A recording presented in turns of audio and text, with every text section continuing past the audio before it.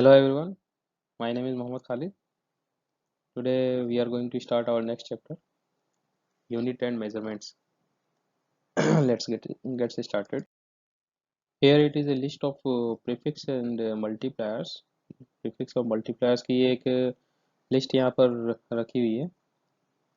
यहाँ पर नाम है इनका, उनकी एक्चुअल वैल्यू क्या होती है वो इस कॉलम में लिस्टेड है, और इनके सिंबल्स को हम कैसे लिखते हैं वो यहाँ पर लिस्टेड है. Okay, so we have listed symbols here. Let me write it, symbols, and the multiplier value is here. Okay, so सबको ये चीज़ देख लेनी चाहिए, इनकी वैल्यू कितनी होती है ये हमें याद रखनी है. ओके, जैसे एक्सा है, एक्सा इसको हम कैपिटल ई से लिखते हैं, इसकी वैल्यू होती है 10⁻18, और इसी का जस्ट अपोजिट 10⁻−18 होता है एटो. एटो, ओके, इसको लिखते हैं हम स्मॉल ए से. तो जितने भी स्मॉलर मल्टीप्लायर्स हैं, लेस मतलब जितने भी 10⁻−1 -2 -3 means negative multiplier, negative power वाले मल्टीप्लायर्स हैं, उन सबको हम स्मॉल लेटर्स में लिखते हैं. यहाँ पे ये डी जो है ये कैपिटल में नहीं होगा, ये रहेगा स्मॉल में, स्मॉल डी. ओके, तो ये सभी सिंबल्स जो लिखे जाते हैं, ये सभी सिंबल्स स्मॉल लेटर्स में लिखे जाते हैं, जबकि जो पॉजिटिव पावर्स वाले मल्टीप्लायर्स हैं उन सभी को हम कैपिटल लेटर्स में लिखते हैं. जैसे किलो हमें पता है, किलोग्राम हमने पढ़ा है, तो kilogram is 10⁻³ gram, that is 1000 gram. So 1 kilo, kilo is a prefix for the kilo is the prefix with the gram, so 10⁻³ gram, that is 1000 gram. Similarly, we use term mega, already have learned about it. Its value is 10⁻6, and giga 10⁻9, tera is 10⁻12, peta 10⁻15. Similarly, in negative powers, we have centimetre, हमने सुन चुके हैं, पढ़ चुके हैं. Centimetre होता है कितना, 1 centimetre equal to 10⁻−2 metre, है ना. 1 सेंटीमीटर क्या होता है, 1 सेंटीमीटर. सेंटीमीटर में गौर किया होगा आपने, तो यहाँ पे सेंटीमीटर का सी जो है वो स्मॉल लेटर में लिखा जाता है. तो 1 centimetre is equal to 10⁻−2 metre, यानी 10⁻−2 जो है ये वर्ड सी सेंटी के लिए यूज किया गया है, इसकी मल्टीप्लायर वैल्यू है 10⁻−2. इसी तरीके से मिली है, मिली के लिए हम यूज करते हैं 10⁻−3. 10⁻−6 के लिए यूज करते हैं माइक्रो. माइक्रो के साथ में ये जो सिंबल बना हुआ है इसको हम पढ़ते हैं म्यू, MU म्यू, इसको हम पढ़ेंगे म्यू. ओके, और नैनो के लिए होता है 10⁻−9, इसे स्मॉल एन से लिखा जाता है. पिको इज 10⁻12, फेमटो 10⁻15, एंड एटो 10⁻18. तो ये जो इनके जितने भी सिंबल्स हैं इनके मल्टीप्लायर वैल्यूज हैं, इन सबको आपको याद रखना पड़ेगा कि हमें न्यूमेरिकल्स में न्यूमेरिकल वैल्यूज को सॉल्व करते टाइम हमें इन सब का ध्यान देना है. Okay, okay. अब मेन चैप्टर हम स्टार्ट करते हैं. इसमें सबसे पहली चीज आती है फिजिकल क्वांटिटीज. तो फिजिकल क्वांटिटीज क्या है, what are the physical quantities. Physical quantity हम कैसे डिफाइन करेंगे, all those quantities which can be measured directly और indirectly in terms of which the laws of physics can be expressed are called physical quantities.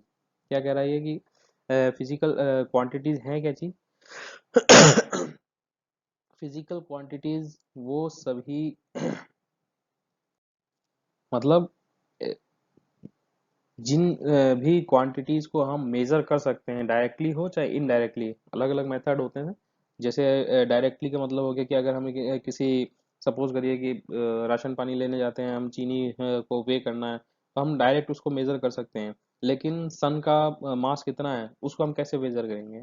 तो सन का मास हम direct major नहीं कर सकते, सन का मास मेजर करने के लिए हमें इनडायरेक्ट मेथड्स का यूज करना पड़ता है. तो इसलिए यहाँ पे टर्म यूज हुआ है डायरेक्टली एंड इनडायरेक्टली.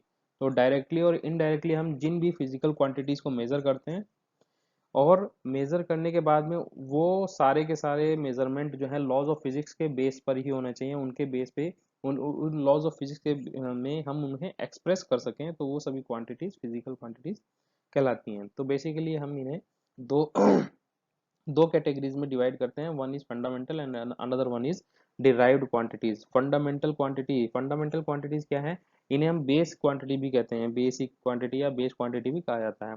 तो फंडामेंटल क्वांटिटीज बेसिकली हैं क्या, फंडामेंटल का मतलब क्या हो गया कि ये अपने से हैं। फंडामेंटल और बेस का मतलब क्या हो गया कि बेस क्या चीज़ होता है, जैसे समझिए कि बेस क्या है, ये खुद से बने होते हैं, इनको बनाने के लिए किसी की ज़रूरत नहीं पड़ती। ठीक है, इनसे मिलकर दूसरी चीजें बनती हैं, लेकिन ये खुद से बने हुए हैं। तो फंडामेंटल क्वांटिटीज क्या हो गई, इनकी डेफिनेशन हमें देनी होगी, तो क्या कहेंगे कि those physical quantities which do not need any other quantities to define them completely.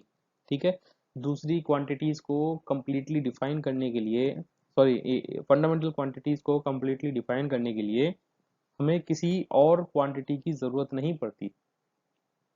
तो इसका मतलब हो गया कि ये सेल्फ डिफाइंड हैं, इन्हें अलग से डिफाइन किया जाता है, इनको किसी और क्वांटिटीज के रेस्पेक्ट में डिफाइन नहीं कर सकते हैं। तो इन्हें फंडामेंटल क्वांटिटी या बेस क्वांटिटीज कहते हैं। ये टोटल नंबर में 7 हैं, total 7 numbers of fundamental quantities are present. इनकी एक लिस्ट यहाँ पर बनाई हुई है, ये यहाँ पर फंडामेंटल क्वांटिटीज की लिस्ट यहाँ पर दिख रही है आपको। इस रो में फंडामेंटल क्वांटिटीज के नाम है, इधर ये यूनिट्स हैं इनकी, और इनका सिंबल किस सिंबल में लिखा जाता है। जैसे लेंथ है, लेंथ का यूनिट है मीटर, और इसका सिंबल लिखते हैं हम स्मॉल एम से। सॉरी, ये लेंथ का सिंबल नहीं है,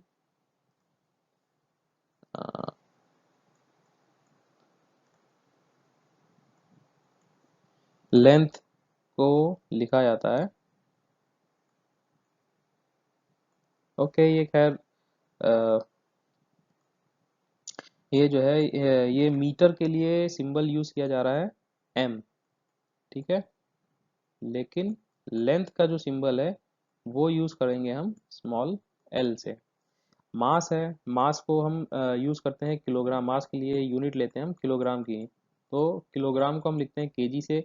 लेकिन मास को जब सिंबल डिफाइन करना होता है तो हम उसे यूज करते हैं कैपिटल एम से या स्मॉल एम से, जनरली कैपिटल एम से यूज किया जाता है। नेक्स्ट है टाइम, टाइम को यूज करते हैं, टाइम की यूनिट देते हैं हम सेकंड, तो इसको स्मॉल एस से डिनोट किया जाता है। और इसको टाइम को डिफाइन करने के लिए हम सिंबल यूज करते हैं स्मॉल टी का। इलेक्ट्रिक करंट है, करंट की यूनिट होती है एम्पियर, एम्पियर के लिए सिंबल यूज किया जाता है ए, और इलेक्ट्रिक करंट को यूज करते हैं इसको डिनोट करते हैं कैपिटल आई से। टेम्परेचर है, टेम्परेचर के लिए केल्विन। ठीक है, केल्विन के लिए हम यूज करते हैं कैपिटल के। और इसका टेम्परेचर का सिंबल जब लिखना होता है तो हम उसे लिखते हैं कैपिटल टी से या फिर थीटा से। ठीक है, कैपिटल टी से इसका सिंबल यूज करते हैं हम, या तो कैपिटल टी से और थीटा से। ल्यूमिनस इंटेंसिटी होती है, ल्यूमिनस इंटेंसिटी को इसकी यूनिट है कैंडेला, कैंडेला, और इसको कैंडेला को सीडी से डिनोट किया जाता है। अच्छा, अब ल्यूमिनस इंटेंसिटी क्या चीज़ है, कुछ लोगों को ये चीज़ समझ में नहीं आएगी कि ल्यूमिनस इंटेंसिटी क्या चीज़ है। तो ल्यूमिनस का मतलब हमें समझ में आता है कि ल्यूमिनस मतलब जो कि जल रही हो, या जिसमें से रोशनी बाहर निकल रही हो। जैसे अब हमारे घर में बल्ब है, ट्यूबलाइट है, या फिर हम देखते हैं कि सन है, वो वहाँ से भी रोशनी आती है। घरों में बल्ब ट्यूबलाइट लगे होते हैं, वहाँ से भी रोशनी आती है। तो कुछ देखा होगा कि कुछ नाइट बल्ब्स होते हैं, उनकी रोशनी डिम होती है, और नॉर्मल बल्ब्स होते हैं 15 वाट के, 20 वाट के एलईडी बल्ब्स हैं, तो उनकी अच्छी खासी रोशनी आती है। तो ये क्या बताते हैं, ये बताते हैं कि कौन सा बल्ब कितनी ज़्यादा रोशनी कितनी इंटेंसिटी के साथ में थ्रो कर रहा है, या बाहर उसको इंटेंसिटी के साथ में उसकी रोशनी पैदा कर रहा है। तो इस चीज़ को हम कहते हैं ल्यूमिनस इंटेंसिटी। किसी ऑब्जेक्ट से निकलने वाले रोशनी की, लाइट की जो इंटेंसिटी है, उस इंटेंसिटी को मेजर करने के लिए हम यूज करते हैं ल्यूमिनस इंटेंसिटी को, और उसकी यूनिट हम देते हैं कैंडेला। ठीक है, ये बेसिकली कैंडेला क्या चीज़ है, एक कैंडल को जब बर्न किया जाता है तो उससे जो एक कैंडल जलाने पर उसमें से जितनी रोशनी निकलती है, उस अमाउंट ऑफ लाइट जो है, उसको हम कहते हैं one candela.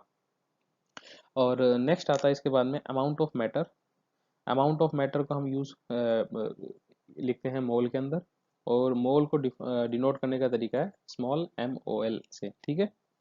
Amount of matter क्या चीज़ है अमाउंट ऑफ मैटर मतलब समझ लीजिए कि हर ऑब्जेक्ट जो है वो मॉलिक्यूल से मिलकर बना हुआ है, ठीक है। अब मॉलिक्यूल से मिलकर बना हुआ है तो उसको डिफाइन कैसे करें कि कितने मॉलिक्यूल से कितनी चीज़ें मिलकर बनी हुई हैं, तो वहाँ पे हम टर्म यूज़ करते हैं मोल का। तो एवोगाड्रो नंबर के बारे में पढ़ा हुआ है हमने, ये बताता है कि 1 मोल में एवोगाड्रो नंबर के बराबर के मॉलिक्यूल्स जो हैं वो प्रेजेंट होते हैं। अब 1 मोल गैस ले लीजिए या 1 मोल कोई सी भी गैस लेंगे, कुछ भी लेंगे आप, तो उसके अंदर नंबर ऑफ मॉलिक्यूल जो होंगे वो एवोगाड्रो नंबर के बराबर होंगे। अब एवोगाड्रो नंबर कितना है?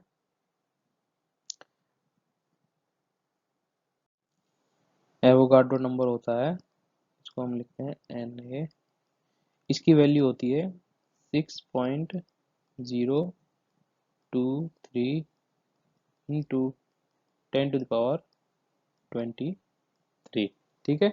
ये तो ये नंबर जो है ये है एवोगाड्रो नंबर। ओके, तो ये बेसिकली क्या चीज़ है, ये सारी यूनिट्स, ये सारी जो क्वांटिटीज़ हैं ये सब क्वांटिटीज़ फंडामेंटल क्वांटिटीज़ हैं। और इन फंडामेंटल क्वांटिटीज़ की जो यूनिट्स होंगी उन्हें हम कहते हैं फंडामेंटल यूनिट्स। तो metre, kilogram, second, ampere, kelvin, candela, mole, ये सब यूनिट्स जो हैं ये फंडामेंटल यूनिट्स में काउंट होती हैं। ओके, अब नेक्स्ट आता है डिराइव्ड क्वांटिटीज। तो अभी हमने फंडामेंटल के अंदर पढ़ा कि फंडामेंटल क्वांटिटीज को डिफाइन करने के लिए किसी और क्वांटिटी की जरूरत नहीं पड़ती। इनका अपोजिट डिराइव्ड क्वांटिटीज क्या है, जिन्हें फंडामेंटल क्वांटिटीज से मिलाकर बनाया जाता है।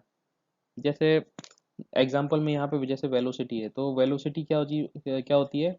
Velocity is the rate of change of displacement, that is displace change in displacement upon change in time, ठीक है। तो ये है वेलोसिटी। तो अब देखा जाए तो चेंज इन डिस्प्लेसमेंट जो है ये है तो लेंथ, जितना भी डिस्प्लेसमेंट में चेंज आएगा वो रहेगा क्या, लेंथ ही तो रहेगा। और जितना भी टाइम चेंज होगा वो टाइम को रिप्रेजेंट करेगा।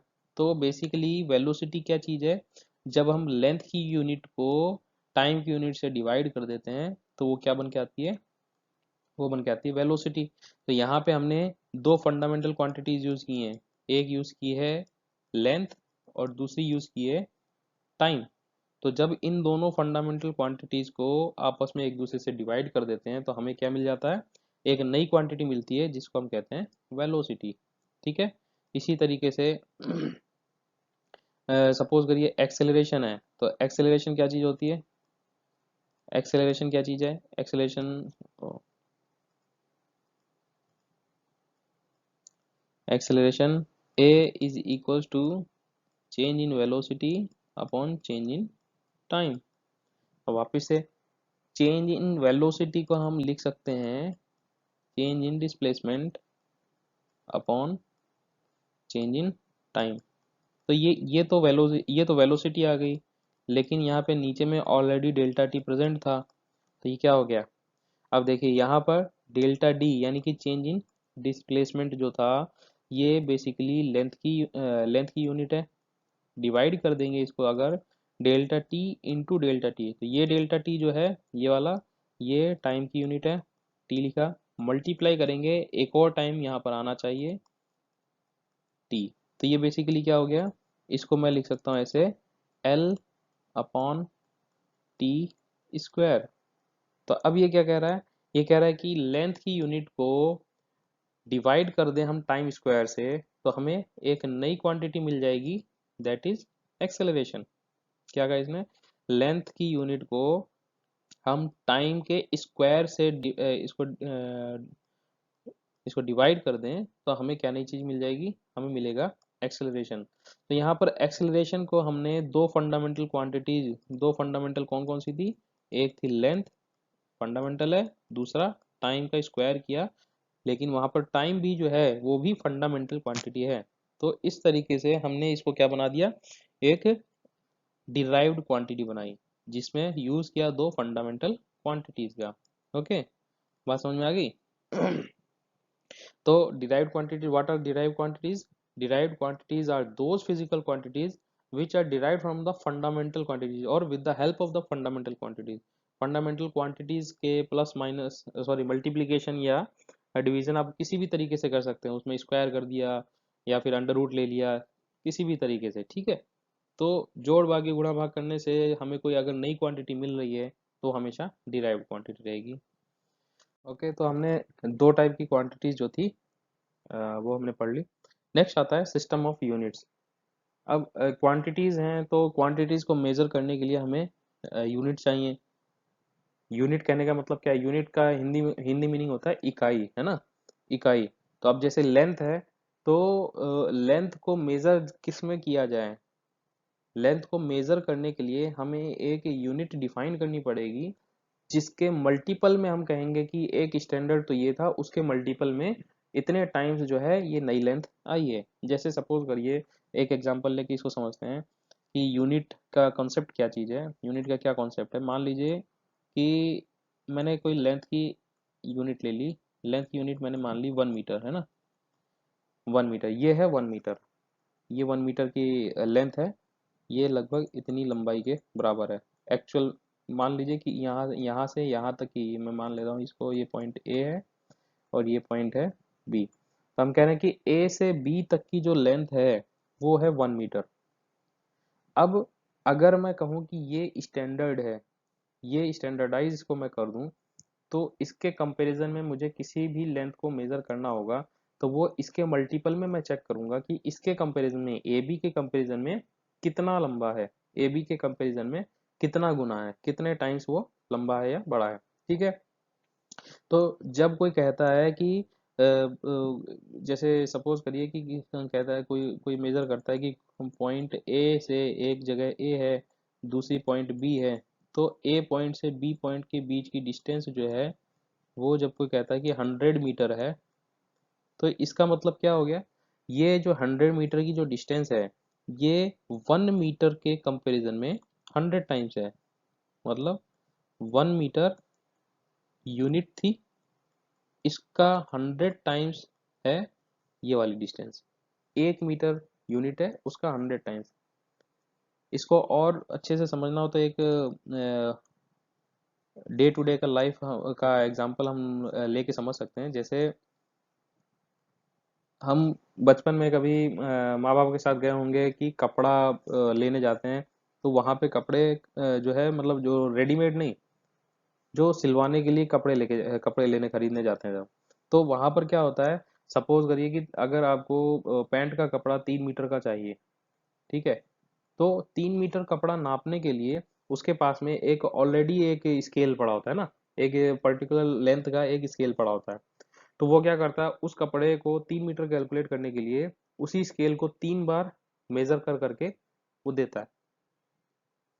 तो वहां पर वो जो मेजरमेंट था वो इतना बड़ा, जो भी उसके साइज का जो स्केल पड़ा हुआ था वो उसके लिए स्टैंडर्ड है। अब वो 1 यार्ड के बराबर है, 1 गज है या फिर 1 मीटर है, वो उस जो भी है उसके अकॉर्डिंग ही वो अपना प्राइस फिक्स करता है और उसी के अकॉर्डिंग ही वो कपड़ा आपको दे रहा है, ठीक है। तो अगर हमें ज़रूरत है पैंट का कपड़ा सिलने के लिए, हमें ज़रूरत है 3 मीटर 3 मीटर के कपड़े की, तो वो क्या करेगा, वो उस मीटर स्केल का 3 फोल्ड 3 बार उसको मेजर करेगा और वहां से वो कपड़ा कट करेगा, तब जाके वो कहेगा कि ये 3 मीटर है। तो वहां पर यूनिट क्या हो गया, वो यूनिट हो गया, वो इसका उसका जो भी स्केल था वो स्केल उसके लिए यूनिट का काम करेगा, ठीक है। तो बेसिकली हमारे पास में यूनिट सिस्टम हमने देखा, यूनिट क्या होती है तो समझ में आ गया कि भाई कैसे किस चीज़ के लिए हमें यूनिट की ज़रूरत क्या पड़ रही है, क्या कहने का मतलब आ रहा है। लेकिन हमने ये भी देखा है कि अलग अलग जगहों पर अलग अलग यूनिट होती है। अलग अलग यूनिट का मतलब कैसे, जैसे अ, अब जैसे इसको समझने के लिए ऐसे समझिए कि जैसे मान लीजिए कि खेत है हमारे पास में, ठीक है, खेत हैं, तो खेत बीघा में भी यूज की मेजर किए जाते हैं, है ना, बीघा, 5 बीघा खेत है कि 10 बीघा खेत है, ठीक है, कितना है। तो वो खेत का मेजरमेंट एक तो बीघा में भी हो गया, दूसरा हेक्टेयर में भी होता है, ठीक है, और तीसरा स्क्वायर मीटर में भी होता है। या मीटर स्क्वायर जिसको कहते हैं, स्क्वायर मीटर में भी।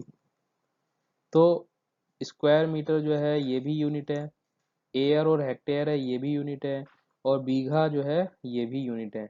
लेकिन बीघा का यूज जो है इंडिया में चलता है, इंग्लैंड में नहीं चलता, है ना। बीघा इंडिया में चलता है लेकिन इंग्लैंड में नहीं चलता। इसी का उल्टा हम कह सकते हैं कि स्क्वायर यार्ड जो है, स्क्वायर यार्ड ये इंग्लैंड में चलता है लेकिन इंडिया में नहीं चलता। तो ये क्या है कि जगह जगह के हिसाब से अलग अलग जगह पर जाएंगे तो वहां पर हमें अलग अलग तरह का यूनिट सिस्टम मिलेगा। तो जब अलग अलग तरह का यूनिट सिस्टम मिल रहा है तो अगर कोई भी सपोज करिए कोई पर्सन इंडिया से अगर इंग्लैंड जाएगा, उसको नहीं पता होगा कि भाई वहाँ का यूनिट सिस्टम क्या है, तो वो कैसे किसी चीज़ के लिए मतलब डिस्टेंस के बारे में बात करेगा। तो इन्होंने ये सब चीज़ों को देखते हुए एक एसआई सिस्टम है, इसको बोलते हैं सिस्टम, सॉरी इसको कहा जाता है सिस्टम इंटरनेशनल डी यूनिट्स। ठीक है। तो एक एसआई सिस्टम है, ये एसआई सिस्टम क्या करता है कि ये मेजर फिक्स करता है, मतलब ये डिफाइन करता है कि एक इंटरनेशनल सिस्टम हम मान के चलेंगे, ये international system all over world के अंदर कहीं पर भी वैलिड रहेगा। तो उनके लिए सिस्टम के लिए हर यूनिट जो है वो डिफाइंड होती है। वो डिफाइन कैसे की जाती है वो उसको आगे पढ़ेंगे। लेकिन यहाँ से यहीं से इस जो इंटरनेशनल सिस्टम की जो यूनिट है, ये जो इंटरनेशनल कम्युनिटी है, ये इंटरनेशनल कम्युनिटी ने ये डिफाइन कर दिया कि भाई कौन कौन से टाइप की सिस्टम्स जो हैं वो वैलिड हो सकते हैं। तो उन्होंने तीन टाइप के सिस्टम्स बताए, MK system, CGS system, FPS system. तो एमके सिस्टम क्या चीज़ है? एमकेएस का मतलब हो गया लेंथ की यूनिट मीटर, सॉरी एमकेएस में होता है मीटर, किलोग्राम, सेकंड। सीजीएस में आता है सेंटीमीटर, ग्राम, सेकंड। और एफपीएस का मतलब होता है फुट, पाउंड, सेकंड। ओके। तो ये इस तरह से तीन सिस्टम्स जो हैं वो चलते आ रहे थे। लेकिन रिसेंटली क्या हुआ, कुछ 1970 के बाद में, 1971 के बाद में क्या हुआ कि इन तीन के अलावा, मास, लेंथ और टाइम की यूनिट्स के अलावा भी कई सारी दूसरी यूनिट्स आई थी जो फंडामेंटल, हम यूनिट्स के बारे में पढ़ चुके हैं जैसे, तो उसमें चार अलग यूनिट्स भी हैं, वो फंडामेंटल यूनिट्स हैं। तो इन्होंने क्या कहा कि इन्होंने कहा कि भाई इन्हें भी इंक्लूड किया जाए सिस्टम ऑफ यूनिट्स के अंदर। तो सिस्टम ऑफ यूनिट्स में जब इन्होंने इनको भी इंक्लूड कर लिया तो वहां से बना एसआई सिस्टम ऑफ यूनिट। अब एसआई सिस्टम क्या चीज़ है? एसआई सिस्टम के अंदर जितनी भी फंडामेंटल यूनिट्स थी, जितनी भी फंडामेंटल क्वांटिटीज थी, वो सभी को उसके अंदर काउंट करता है। ठीक है। तो आज के लिए इतना ही। नेक्स्ट क्लास के अंदर हम इन सब के बीच में डिफरेंस और एसआई सिस्टम क्या चीज़ है, उनको कैसे कैसे अलग अलग यूनिट्स को डिफाइन किया है, उन सब के बारे में पढ़ेंगे। ओके, तब तक के लिए थैंक यू।